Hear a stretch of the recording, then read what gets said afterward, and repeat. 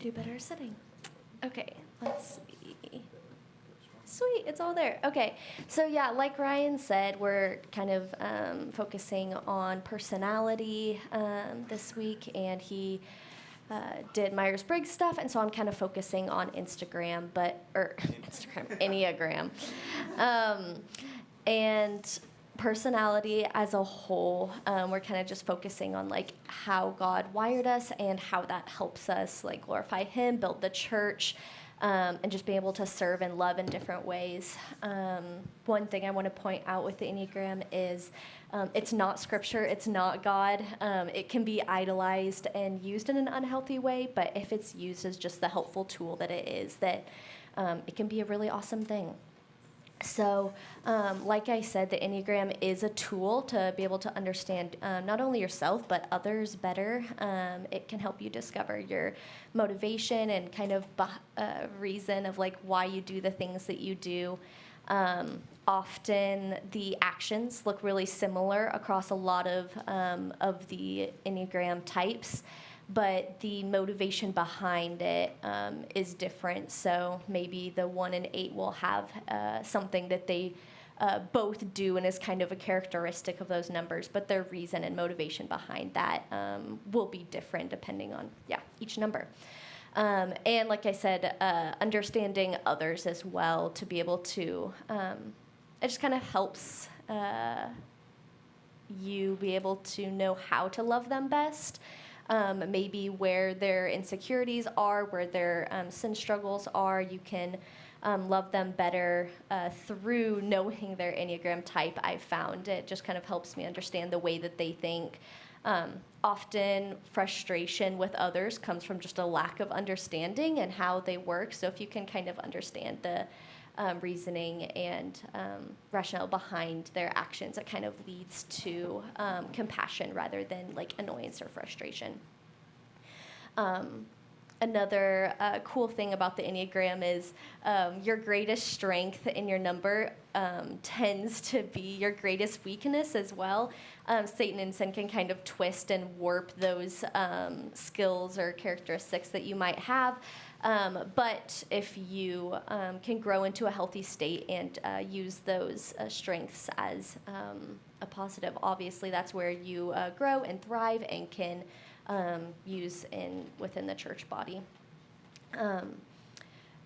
And one of my favorite examples of this is a 7. 7s tend to seek out joy and great experiences to fill their life, and is a reason why I really love the 7s, but it can cause maybe a lack of commitment to others because something new could come along that they want to fill time with, or maybe become discontent with their life because it's not the excitement that they want. So it's a super great quality in the 7, but can be counteracted on the other side of their greatest weakness as well. So let's see. These are the 9 types. I'm curious, actually, I didn't do this at the beginning. How many of you guys are familiar with Enneagram or know your Enneagram type?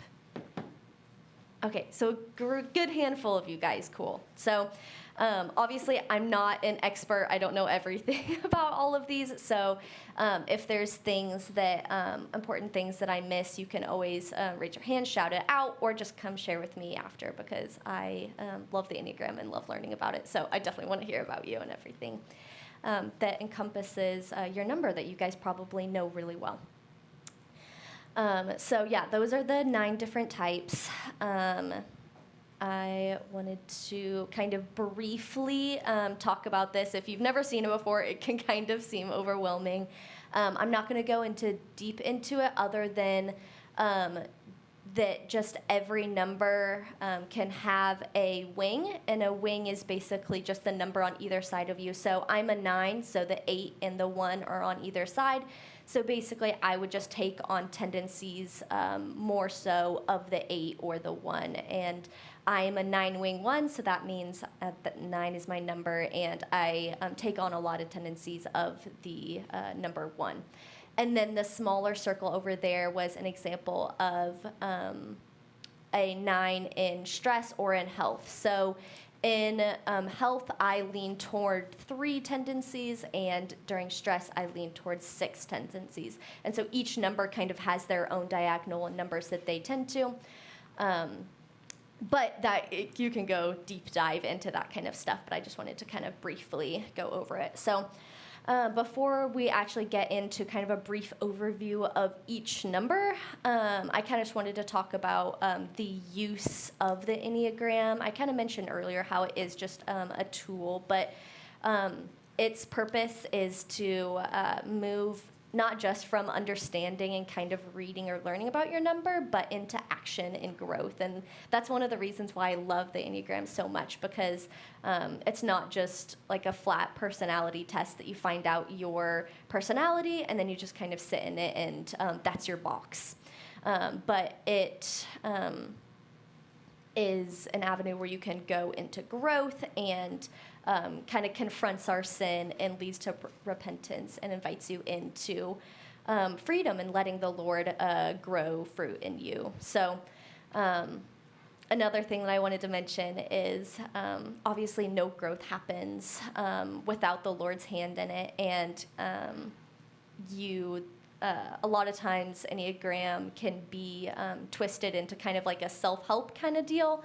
But it's just great to acknowledge that, like, within all of these things, when you're learning about yourself and wanting to grow, that that's obviously the Lord's work in you, and the Enneagram can be used alongside that in ministry and in loving people well, but obviously He's the center always, and created us all uniquely differently, and we can honor Him best through using our gifts in those ways, but it's all to continue to grow to look more like Christ. So on each number, before I kind of dive into the first one, which are the perfectionists, I'm going to be talking about the core motivation for each one, which is basically just the behind the scenes of a lot of why they do what they do and their rationale behind a lot of their motivation and intention and in relationship. And then the other one I'll be doing is their root sin, and that's just basically the sin or struggle that they are likely to kind of slip into, or maybe that struggle with more than other ones. And then at their best, obviously, is just when they're thriving, healthy, walking with the Lord, what that can look like. And then on the side, I have a you may know, and that's some staff members and some YA lead team members that you can kind of pinpoint, put a person to one of the numbers to kind of see a good picture of maybe what it looks like in an actual person. And obviously, we're all completely different. Ryan and Joe are very different people, and you wouldn't say they're exactly the same, and don't even share all the same gifts or interests or character traits. So obviously, it looks very different in every single person because there's a lot more to you than just your number. But it is cool to be able to know somebody's number, and it always helps me kind of feel like I know them a little bit better because I can kind of see the workings of their brain. So yeah, here's number one. They're the perfectionists. They're principled, purposeful, self-controlled, and obviously perfectionistic, because that's their one of their titles. So they have a strong sense of right and wrong. They have really high standards, which sometimes can slip into criticalness or perfectionism. And this is often called the inner critic that ones have. It can often be just that voice in their head that can be making things that they see wrong kind of lean in and blame themselves for. But they're constantly trying to improve, and this makes them very visionary people. So their root sin is anger.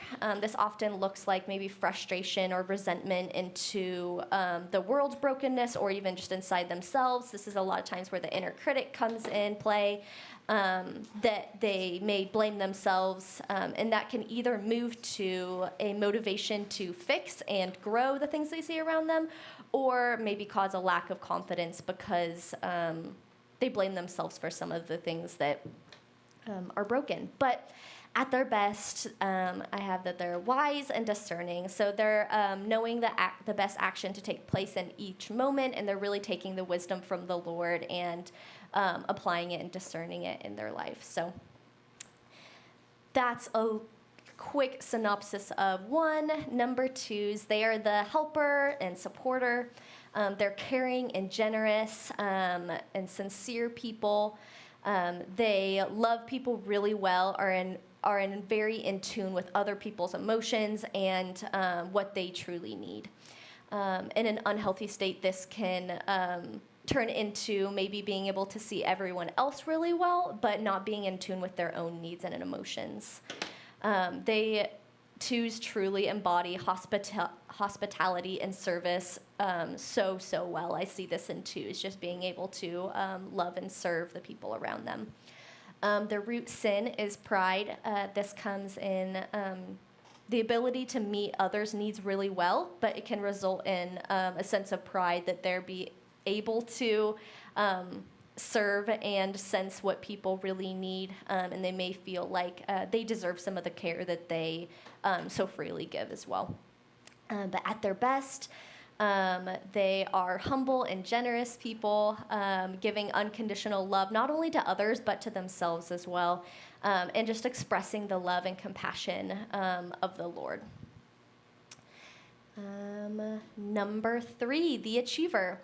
So these people are energetic, adaptable, achievement-oriented. They're very driven and focused, which can lead into some competitiveness as well.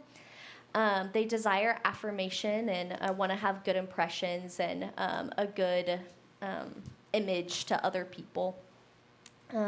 They desire success, but kind of in a different way than some of the other numbers. So not for maybe what it can buy or open opportunities for, like a 7, or the power and independence of success, like an 8, but they desire success for the feeling of purpose and not being worthless, that they have, like I said, they have a purpose and meaning to themselves in their life.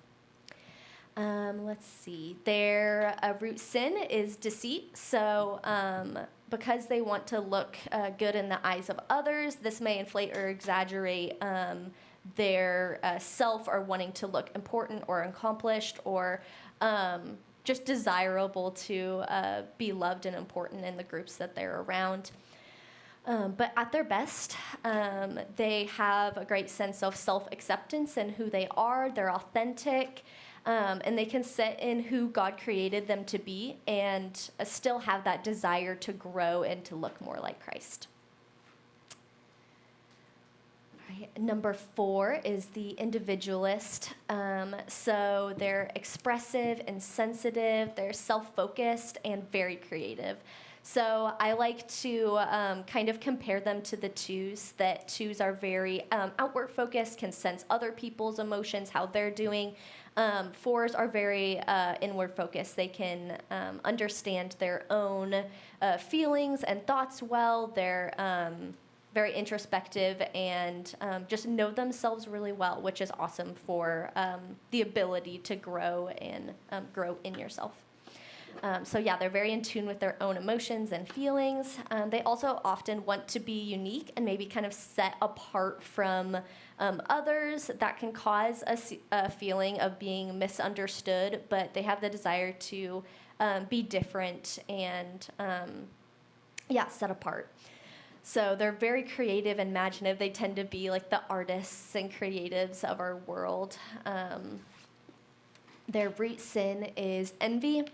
So it's easy for 4s to kind of sit in a melancholy state and kind of sit in their maybe sad emotions and tend to equate themselves with their feelings.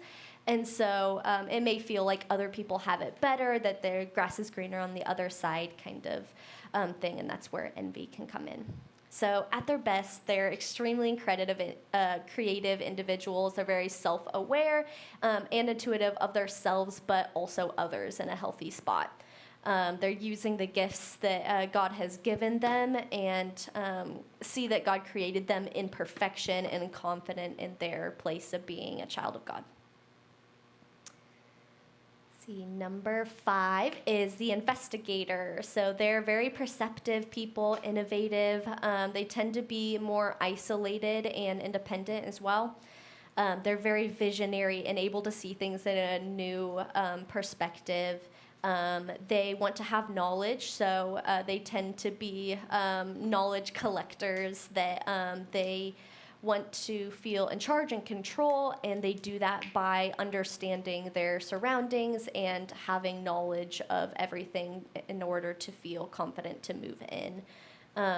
Sometimes that can create a fear of feeling inadequate, because if they don't fully understand everything around them or have a good knowledge of the situation that they're in, that they might distance themselves because they don't feel equipped, I guess. And so once they kind of learn, then they might jump back in. But they might kind of isolate and distance themselves in a lot of unfamiliar situations. So their root sin is greed.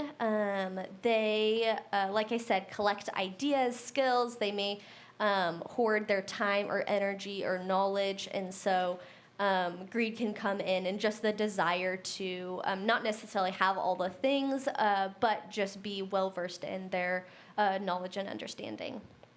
So at the best, these people are visionary, they're open-minded, they're fully trusting that God is capable, because in a natural desire to be fully competent, knowing that God is control is where they're healthiest. All right, number 6 is the loyalist. They are engaging, responsible, and can be suspicious and maybe anxious at sometimes as well. So they're naturally wary and suspicious of their surroundings, but once they're in. They're very loyal, very trustworthy, and committed to the people that they trust. They tend to not stick just to the status quo because they want to question everything around them. They ask lots of good questions, and once they fully trust the maybe organization, person, situation, whatever, then they're in and they're very committed to the people and things around them. So they're troubleshooters. They tend to think of every case scenario in all situations. They tend to be the most prepared people. They have a desire to have security, and so that's their way of doing that, to be able to just know what they're going to do in every situation and have a plan. So this is a lot of times where the anxiousness can come into play, because if they are in an unfamiliar situation or don't know what to expect, they may feel out of control and don't have the tools that they need to be able to handle the situation that they're in. They tend to battle what is true and right, and they are kind of like a bundle of opposites that seem kind of contradictory to each other. Like, they're trusting and distrusting, they're fearful and courageous, they're thinkers and doers. They tend to be kind of opposites of themselves, all wrapped up in one. Their root sin is fear. And that just comes from a desire to not be abandoned or left without support. They desire that loyalty, and that tends to be why they express it to other people, because they really want that loyalty and commitment of people to them as well. And at their best, they're self-affirming, trusting in others and themselves, and trusting that God's in control in every situation. Right, number 7 is the enthusiast. They're spontaneous and versatile, acquisitive, and tend to be kind of scattered as well. They're very optimistic and adaptable. They're often called the collectors of joy. They want to experience all that life has to offer and tend to be the explorers and adventurers, and very spontaneous. So they can be very impatient and impulsive. That kind of comes from an entire desire of not wanting to miss out on things.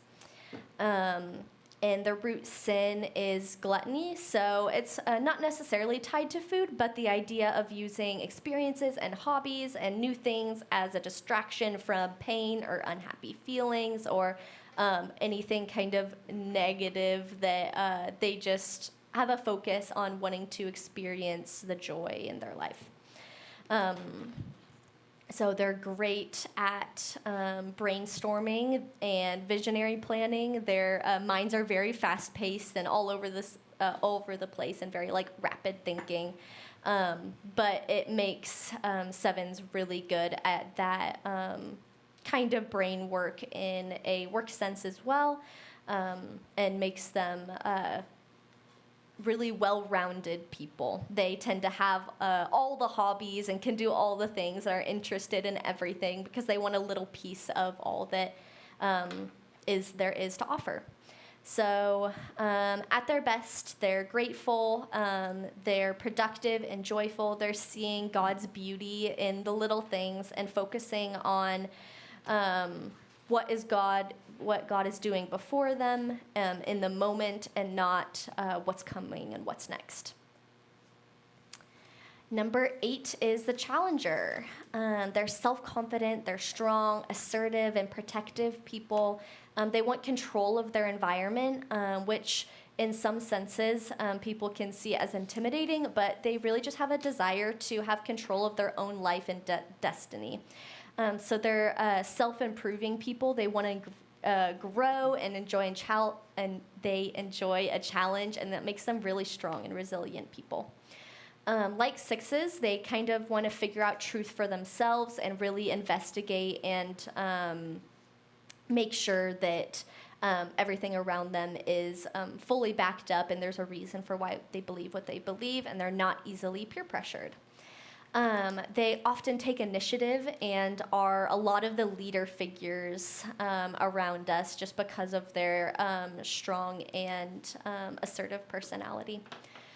They often have a common good outlook, so they may sacrifice some of the little things around them in order to construct a better world and have the common good and world outlook when making decisions.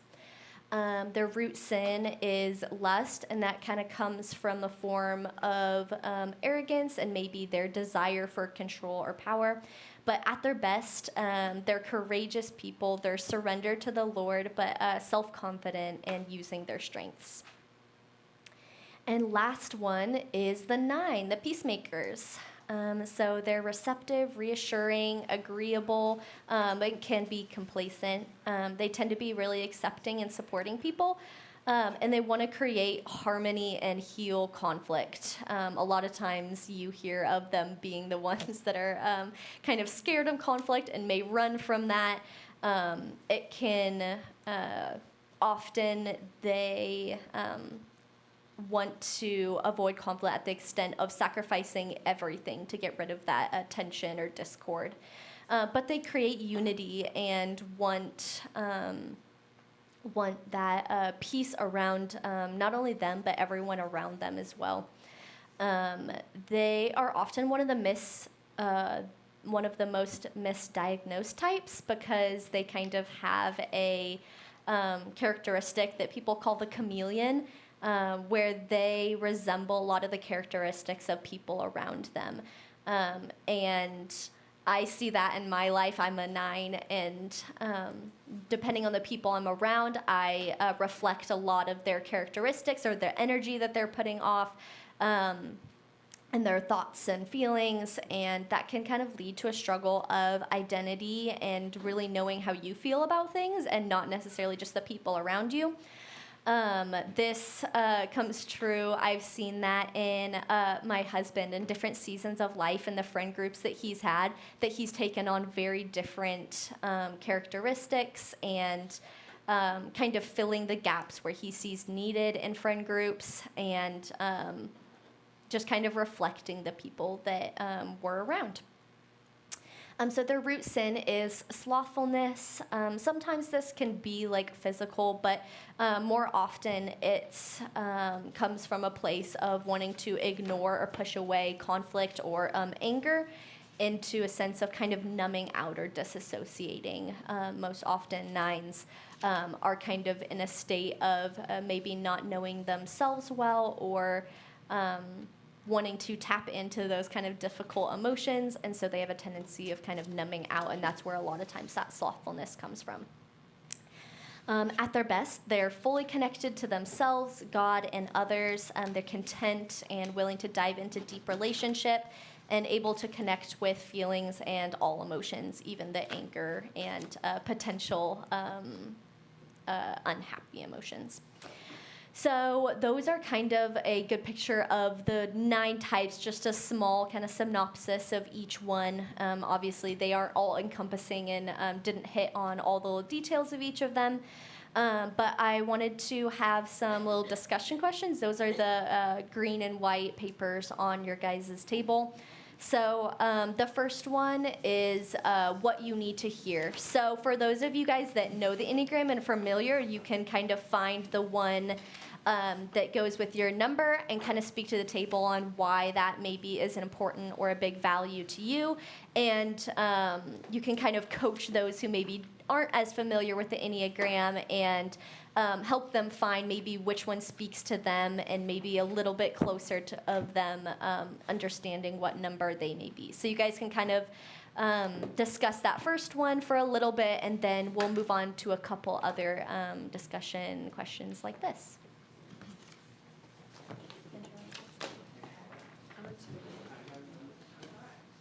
Yeah, I'm more than them. You are. I'm a 9-ish. We go. Okay. Have you ever taken it before? A healthy. What was your top? Healthy. Number 4. A 4? Okay. Because I'm also a leader from Health Messenger. I just got nominated for Health Messenger for the month. Yeah, basically, I'm going to become a leader.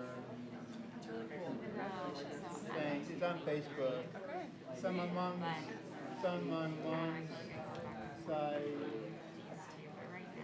of the Facebook. See you one on Facebook? I have it. Yeah. I'm not, yeah.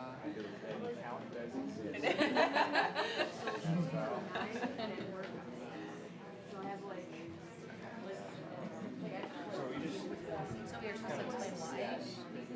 yeah, sure.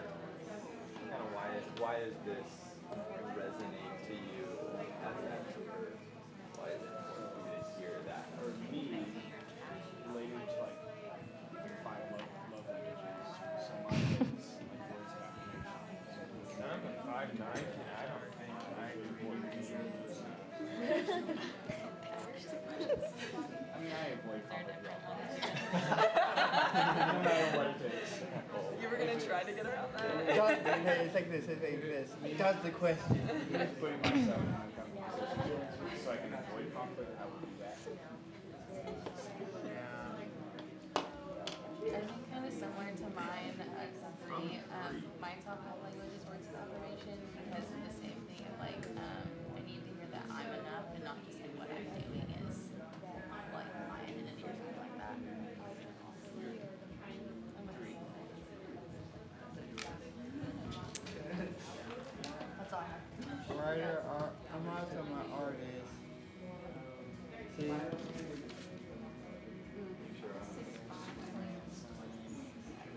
Kryptonite. I think this is what makes me feel like I and most of this. All right, guys. Sorry if you didn't have enough time to kind of go through all of them. We're going to slowly move on to the next discussion one. You guys can keep talking about all of them as you go into each of the discussions if you didn't have time as well. So the second one is kind of focused in on like jobs or maybe skills that you might have. So this one can be kind of reflective in thinking about maybe some of the skills or characteristics or gifts that you have that God's given you, and thinking about different jobs that may use those skills well. So that may be the job that you're currently in, or just the line of work that you really enjoy and thrive in. And obviously, this isn't a full encompassing list of all the numbers and the jobs that they might excel in. But just a few ideas of the kind of skills that each number tends to have. But obviously, every person is different, and everybody has different gifts, different qualities, different personality traits. But hopefully, this can just kind of give a good idea. So in your groups, you can kind of maybe share some of those gifts that you have, or maybe the job that you're currently in and why it does or doesn't kind of complement the personality that God's given you. So you guys can go ahead and talk about that one too. I know. What's funny though is that I always test as a wing too, but in these like I always love writing journalism about. I'm more of a food server. I'm a food server. What number is that? I think I would go with maybe like a 2. He said that he's a 2. I'm also a custodian. Sometimes I help out with tables and About mine. Helpful. yeah. And that's So like mainly I enjoy Okay, like, 2 then. I don't mind one-on-one stuff I'm doing more so in that way, which I think is Oh. more related to what I want.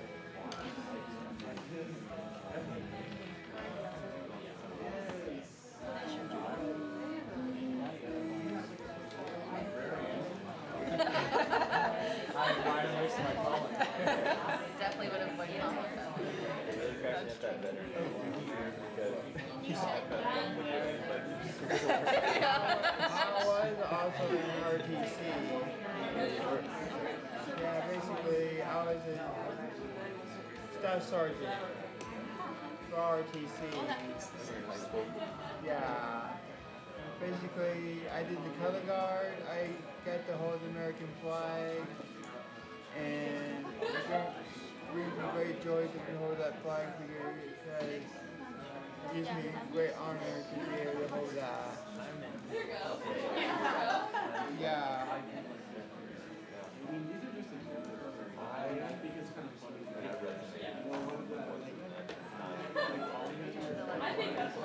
especially like seeing as that I'm pursuing my master's in counseling, it's kind of what I felt like I would want to help kind of walk alongside people as they're seeking sort of emotional relational harmony into their lives. I can getting to do that myself. Check that out. Okay, we're going to move on to discussion 3.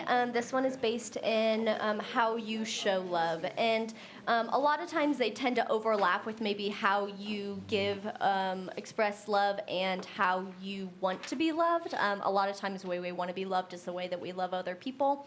That kind of shouts out to the love languages test. If you guys haven't taken that, that's another kind of way that you can kind of get to know the people around you and yourself and just how you love the people around you. But here we kind of have just like a little encompassing list of maybe how you might express love to other people, so you can kind of reflect and like which one is kind of true to your life and how you see in the relationships that you have and where it fits within those numbers.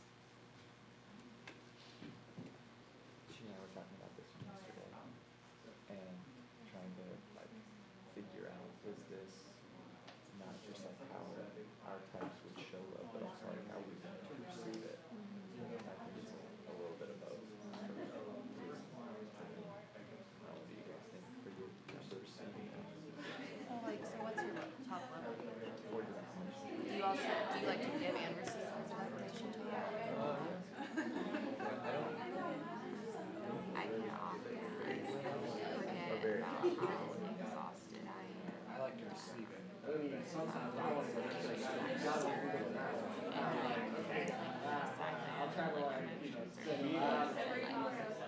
I'm a mom. Like, what's the place that I noticed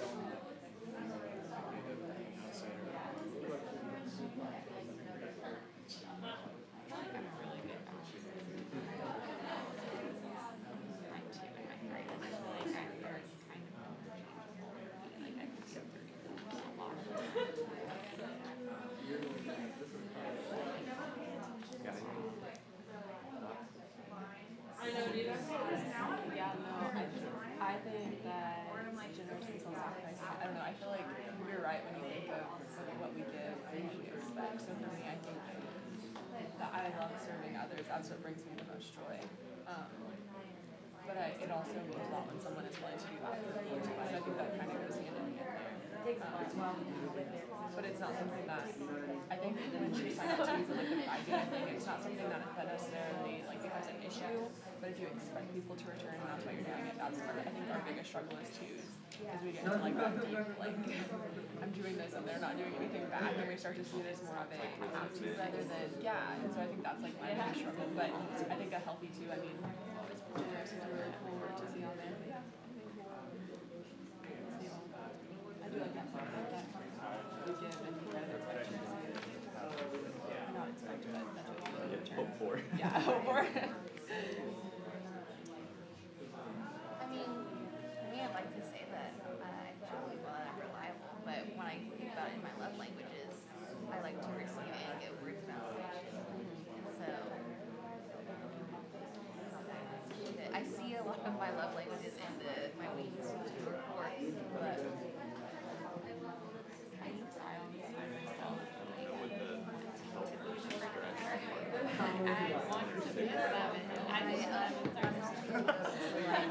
Got a little indie there.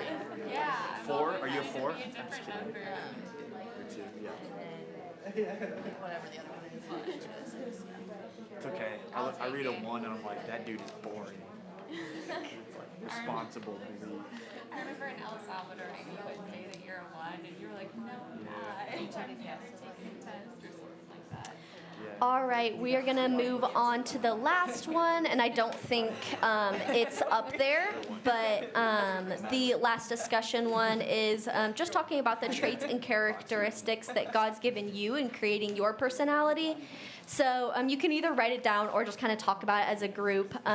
The characteristics and personality traits that God's given you, and then maybe talked about how they can be used to glorify Him and to further the church and just to serve our body well, where a lot of times Enneagram, when it's separated from the gospel and Christianity, can just be like self-help, but when put into a community and our church body can be used to build each other up and love each other well. So just in the spirit of personality in general, where are those gifts that you have, then traits that God's given you that you can be using to build each other up and the church as a whole? So you guys can kind of talk about those and just where God's gifted you.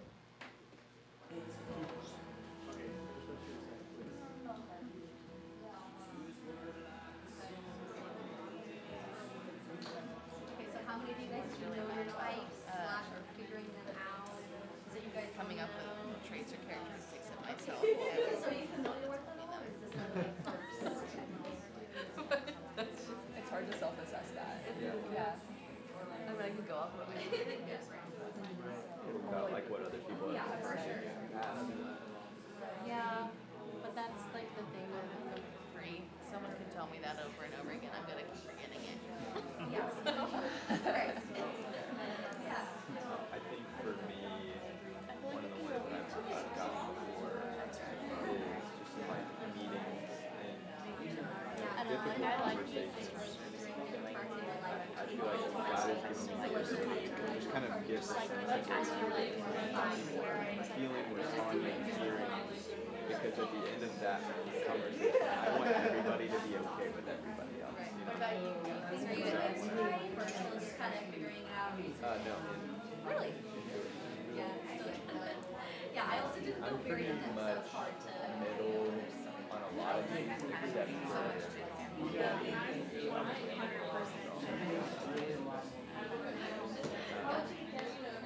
that's one way I've seen Okay, I don't know, but I guess you could kind of play out. describe yourself. A relationship. What type do you think? Like, So, do you like have a liquid love for tend to just kind of get intense.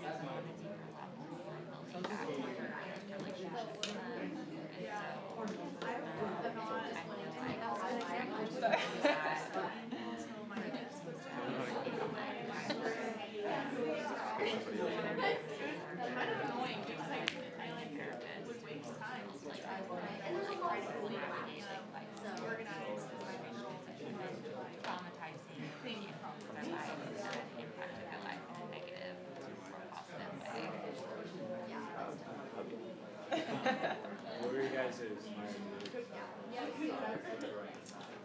Go for it, girl. Yeah, I'm an E, N, F. I really am like right middle on the P and the J.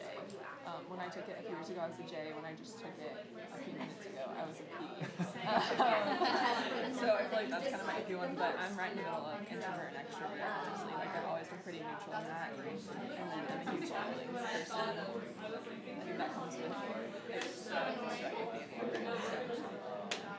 Yeah, I took this like years ago and I was an I instead of an E, but then I didn't take it last year for school and I retested as an E. But I'm like very close to that. Like my spectrum score, I'm an ENFP, and I was super middle extrovert.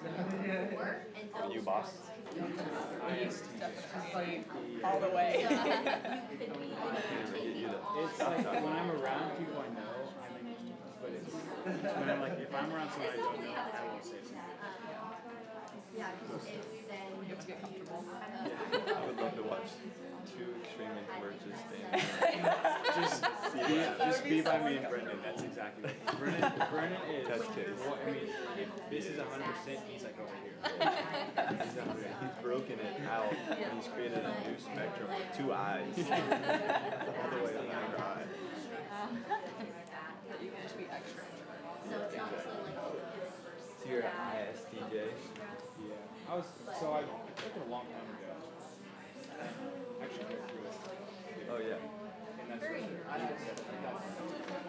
think I'm still for the same one. I was feeling somewhat.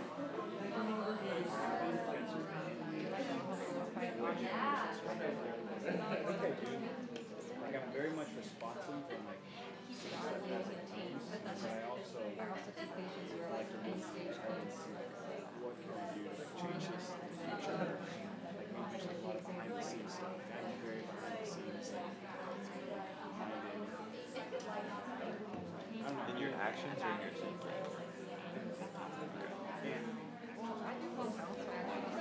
I don't know, I was kind of And that was probably the most interesting one, just trying to understand. And then when you talked about the J and the P, that was super helpful because I did not understand that one at all. And it helped me to understand Allie and I, because we're opposite. She's a super J. Like she is everything must be in its proper place, otherwise she'll go crazy. And I'm kind of like, as long as I'm good right here, I don't give a rip about what's going on. Like if you look at, if I'm in the middle of a project for work or I'm working on a teaching or something, my office is covered. My desk is covered with all the materials, papers, resources, books, everything that I need to accomplish that goal. And it will never get clean until I'm done with that. And then it can all get put away. That's just how much my desktop computer. It is organized like too much. 30 folders. I organize stuff by dates, by like I have stuff separated by each one. Okay, guys, as we're wrapping up, I just want to give a couple resources for you that want to know a little bit more about this or kind of dive in past just the little brief overview that we did today. So first is Enneagram Institute. That is the website and organization that I generally recommend when talking about the Enneagram. They have lots of great resources and just learning about the types and dive way deeper than I did today. And they do have the test that you can take on that website. It's one of the best, but also you do have to pay. On the end, I had two good free tests that you can take. Those are the ones I generally recommend to people who don't want to pay that. I don't know, it's like $15-ish, somewhere around there. But those two are free. And the one in the middle, Road Back to You, it's a really great book that kind of has a simple and kind of beginning approach to Enneagram. So if you're just learning about starting out, it'd be a great kind of introductory book into learning about the types. And they also have a second book that they wrote that fully just focuses on relationships with the types. and kind of interaction and just how you interact with other people and other Enneagram types. So yeah, those are some resources if you want to dig a little bit deeper into the Enneagram. And there's obviously tons and tons of different things online that you can research about. And there's tons of books and blogs and websites and all the things. So yeah, that's all I have for you guys. If you want to keep talking about discussion, you can. It's about time to finish as well. So yeah, you have a question? What's with the sight up there? The what? Yeah, sight. It's like a, what is it, something you see or something? Just a misspelling. Seems like a misspelling. Oh,